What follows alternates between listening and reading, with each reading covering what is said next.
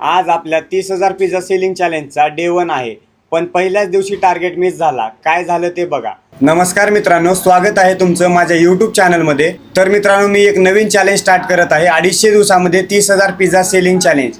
हे चॅलेंज काही झालं तर बंद करणार नाही, 250 डेज कंप्लीट करणार. कारण की मी अगोदर पण 2-3 चॅलेंज स्टार्ट केलो होतो, काही दिवस केलो आणि बंद केलो, पण आता हे चॅलेंज 100% पूर्ण करणार. उदगीरमध्ये ज्यांनी व्लॉगिंगची सुरुवात केली त्याने जर व्लॉग बंद केले तर कसं चालेल. जय शिवराय मित्रांनो. तर मी बेस ब्रेड घेऊन सरळ दुकानावर आलो. दुकानावर आल्यानंतर बेस मोजून घेतलो. 27 पिझ्झा बेस होते व त्यानंतर सेकंड ब्रँचची साफसफाई वगैरे चालू होती व त्यानंतर मी पहिल्या ब्रँचवर आलो व त्यानंतर इकडे पण टेबल खुर्च्या गोळा करून झाडू पोछा मारलो व त्यानंतर प्रेमला आणि रामदासला पिझ्झा बेस ब्रेड वगैरे गाडीतलं मटेरियल काढायला सांगितलो व त्यानंतर प्रेमला चायनीजची सेटिंग करायला सांगितलो. रामदासला फास्ट फूडची सेटिंग करायला सांगितलो. प्रेम तर चायनीजची सेटिंग करून निवांत बसला होता. रामदासने पण फास्ट फूडची सर्व सेटिंग करून घेतला व त्यानंतर मला पहिल्या ह्या सरांनी ऑर्डर सांगितली एक veg cheese pizza small parcel.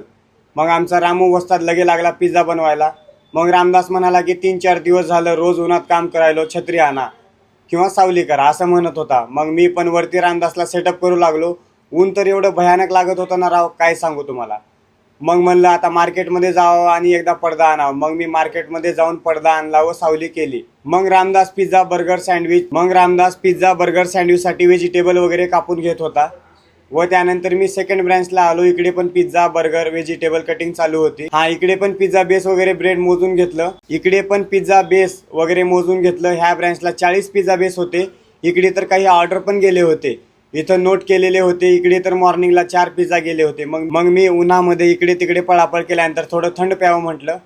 मग काय आमच्या शॉपमधली लस्सी पिलो मी व त्यानंतर पहिल्या ब्रँचला आलो. कस्टमर तर काही नव्हते. मग आमचं प्रेम काय हो निवांत मोबाईल चालवत बसला होता. मग मी म्हटलं आता थोडं झोप घ्यावं.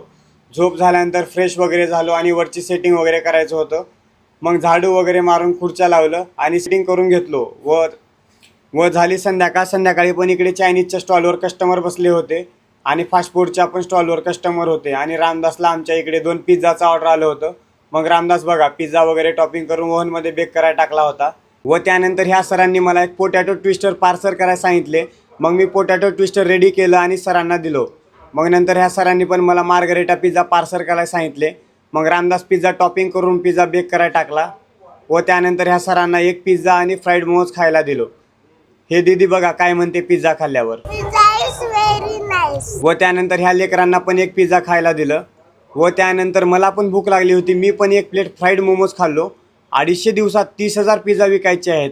टार्गेट खूप मोठं आहे खरं सांगतो. आज एक खूप एक्साइटमेंट होती सुरुवातीला, पण जसं दिवस गेला ना ऑर्डर थोडे स्लो पडले. आपल्याला टार्गेट होता 120 पिझ्झा, पण आज फक्त 48 पिझ्झा विकले. थोडा डिसअपॉइंटमेंट वाटला. खरंच आपल्या टार्गेट होता 120 पिझ्झा, पण आज फक्त 48 पिझ्झा विकले.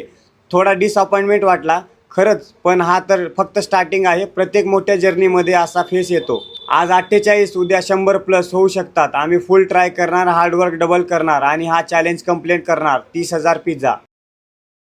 तुम्ही सपोर्ट करा, व्हिडिओ शेअर करा आणि कमेंटमध्ये सांगा उद्या कमबॅक होणार का. आणि संध्याकाळी पिझ्झा बेस मोजलो आणि कॅल्क्युलेट केलो. एकूण टोटल पिझ्झा बेस फक्त 48 पिझ्झा विकले. कारण की पिझ्झा सेलिंग चॅलेंजचा आज पहिला दिवस होता. डेली टार्गेट मला 120 पिझ्झा विकायचा आहे. मित्रांनो हार मानणार नाही, काही झालं तर मला डेली 120 पिझ्झा विकणार.